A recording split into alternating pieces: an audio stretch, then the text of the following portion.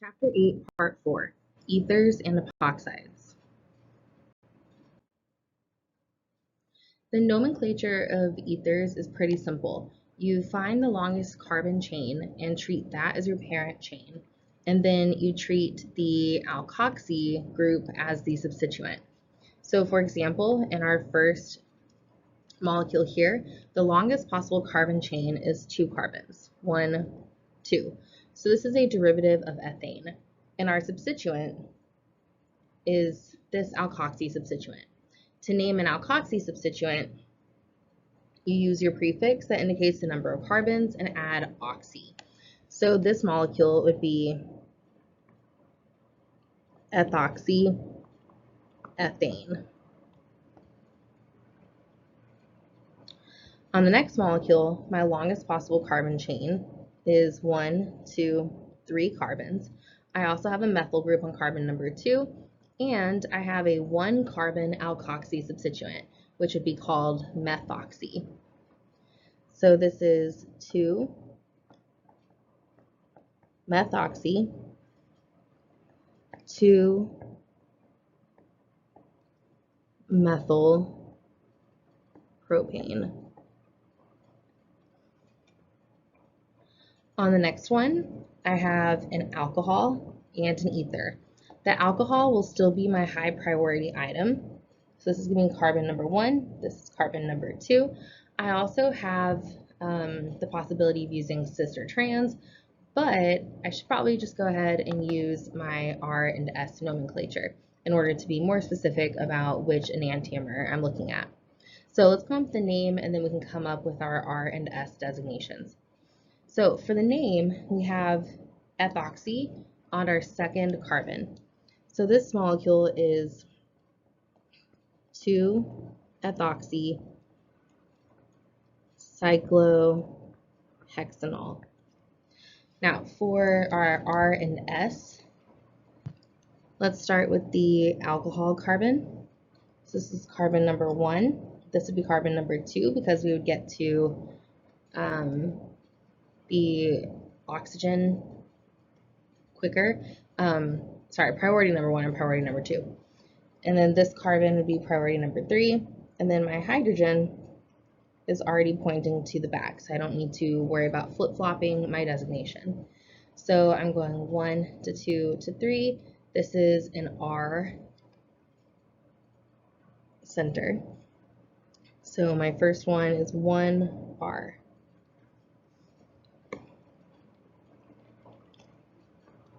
Let's look at our next one. Looking at this carbon, the ethoxy group is going to be the priority. Our hydrogen is coming towards us, so whatever designation we come up with, we want to flip-flop it. This carbon is going to be number 2, and this is going to be number 3. This looks like an S chiral center. It looks like we're going to the left. But since our low priority group is coming towards us, we're going to flip-flop it. So this is 1R, 2R, 2-ethoxy cyclohexanol.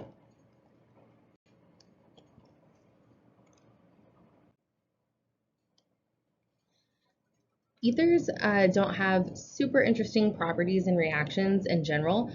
Ethers are polar, so they can have hydrogen bonding with other protic solvents, but they don't have any protic hydrogens themselves, so they will not be hydrogen bonding with themselves.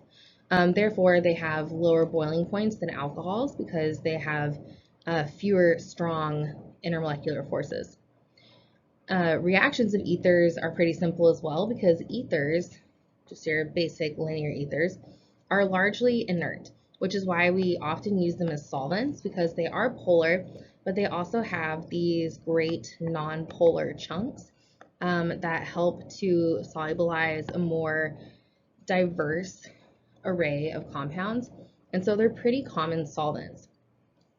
I've listed the most common solvents down here, and I'm going to give you their common names that they often go by.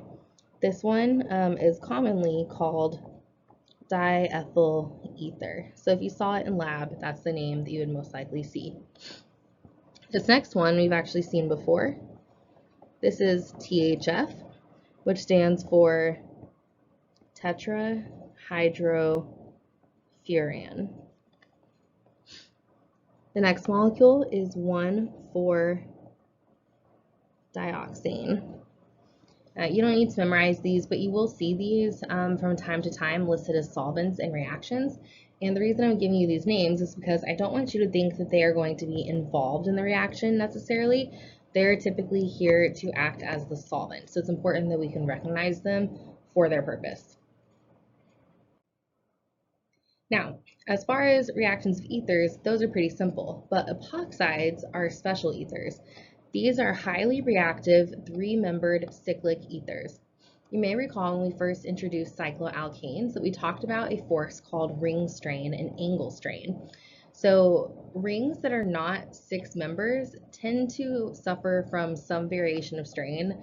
A 3-membered ring is under a particularly large amount of strain because these bond angles are 60 degrees and they want to be 109.5. If you were to use a modeling kit to try to demonstrate a 3-membered ring, typically when I've tried that in front of a class, I've broken the pieces of my modeling kit that I was attempting to demonstrate with, because modeling kits are not expecting you to try to make a 3-membered ring. So because of this strain, they are highly susceptible to nucleophilic attack because the nucleophilic attack can actually open up the ring.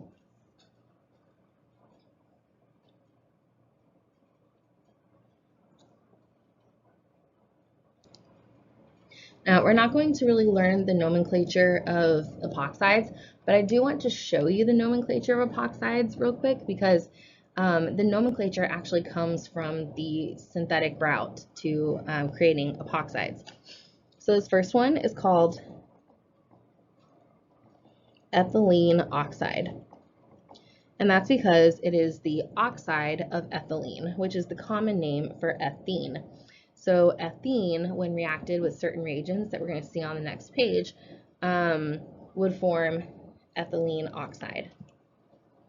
This next one is called propylene oxide because, again, it comes from what is commonly called propylene, the IUPAC name that we know is propene. And then last one is called isobutylene oxide because it is made from isobutylene.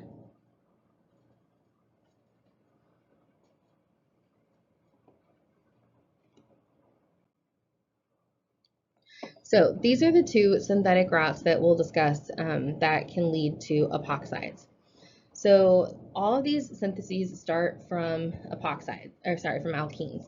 So you take an alkene and react it with some form of oxygen. In this case, we're using oxygen gas and your silver, and heat it up, and you end up with an epoxide. The route that you'll see more commonly is using a peroxycarboxylic acid. A peroxycarboxylic acid has the formula CO3H. So instead of CO2H, like we normally see for carboxylic acid, you're going to see the formula CO3H or COOOH, which is kind of an unhinged way to write that. The most common one is this compound here, MCPBA, which stands for metachloroperoxybenzoic acid. That nomenclature will actually make a lot of sense in just the very next chapter, in chapter 9. But CHEM will also use other variations like acetic peroxycarboxylic acid. So I want you to be familiar with seeing this CO3H group. But if you react an alkene with MCPBA, it will form an epoxide. Notice that when an epoxide is formed on a ring, it has the same stereochemistry as the 3-membered bromonium ion ring that we saw back in chapter 5. When you have one atom attached to 2 carbons, they have to be attached using bonds that all go in the same direction.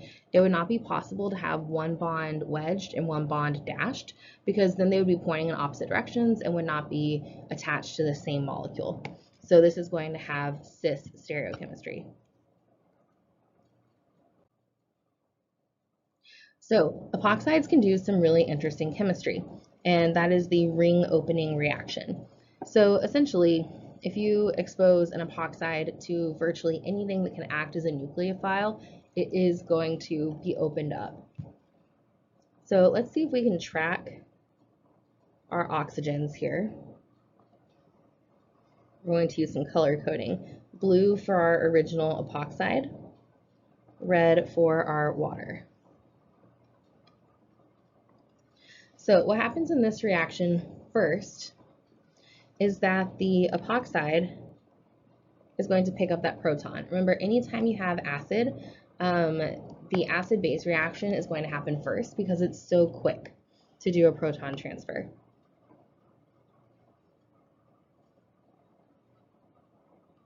So now we have a protonated OH group. We've made a much better leaving group out of this oxygen. So it's very easy at this point for water to attack and open up this bond. So when it attacks, the OH that we protonated over here becomes the leaving group. So a bond is formed between the water molecule and the carbon that it attacked, and the epoxide oxygen gets kicked out. Now we're not immediately at the product yet, we're almost there. So we have HO, and then we have our protonated intermediate that we always have when we react with water as a nucleophile. And then we deprotonate and we end up with our product.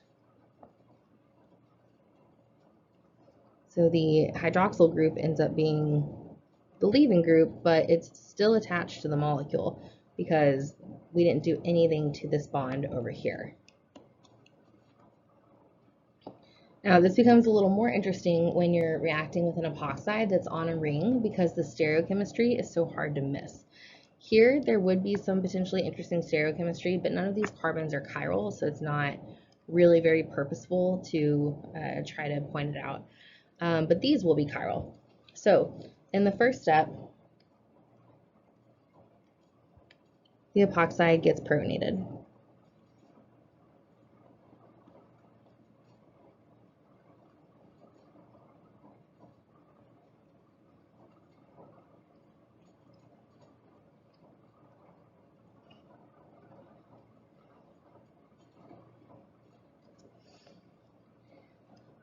And then the water molecule comes along, and here's where we have the pathway to our two different products. The water molecule is going to have an equal chance of attacking the top or the bottom. If it attacks from the bottom, you're going to end up with this stereochemistry because your leaving group will stay in the same direction it always was, and your new hydroxyl group will end up down here. If it attacks from the top, your new hydroxyl group ends up here because it's a backside attack. You can draw out the missing step of the mechanism on your own paper. Now, both of those examples were with a symmetric epoxide, so there was no choice of where we're going to attack. But when we have an asymmetric epoxide, we do have to make a choice. And it depends on what reaction conditions you're reacting in.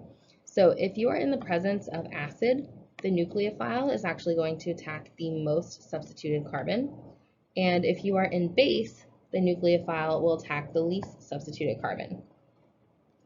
So for clarity, these are our acid conditions, these are our basic conditions. Ammonia is a base. So we've already seen the mechanism for this reaction in acid. We know that the epoxide is going to start by getting protonated. I'll draw the mechanism over here so we have space.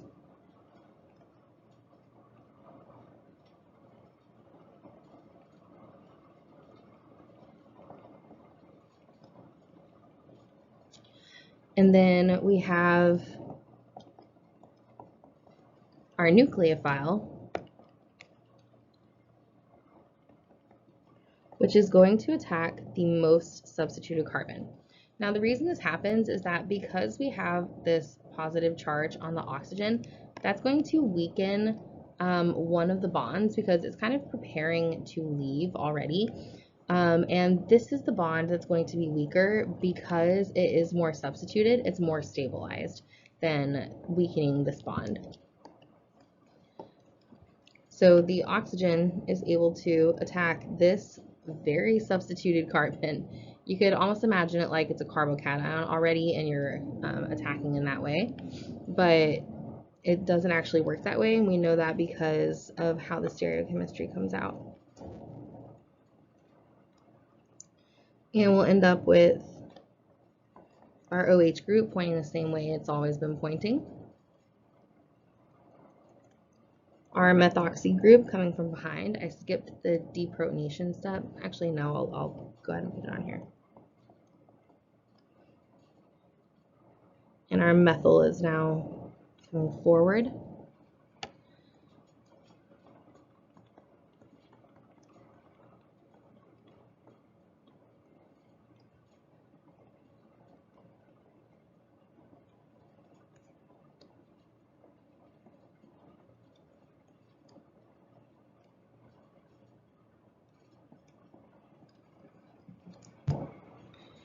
So we end up with one product.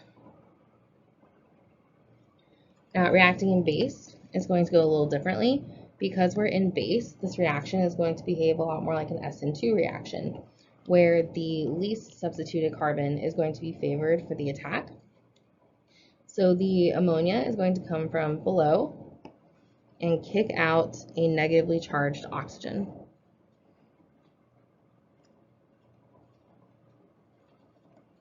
Which is not a great leaving group, but you'll see why we're allowed to do it in a second.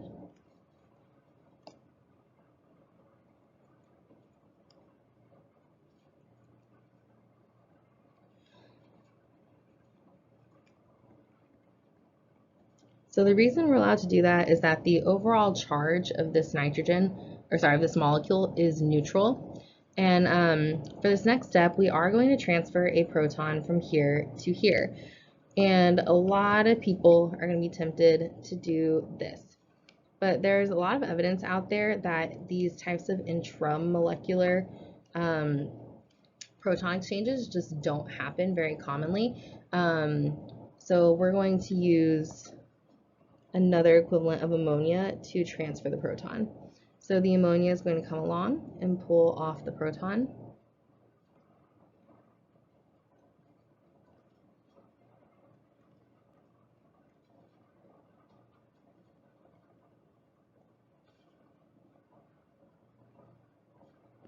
So now we have NH2, like we would want in its neutral form. And then we have a molecule of ammonium, which can be easily deprotonated by our alkoxide. And this gets us to our product.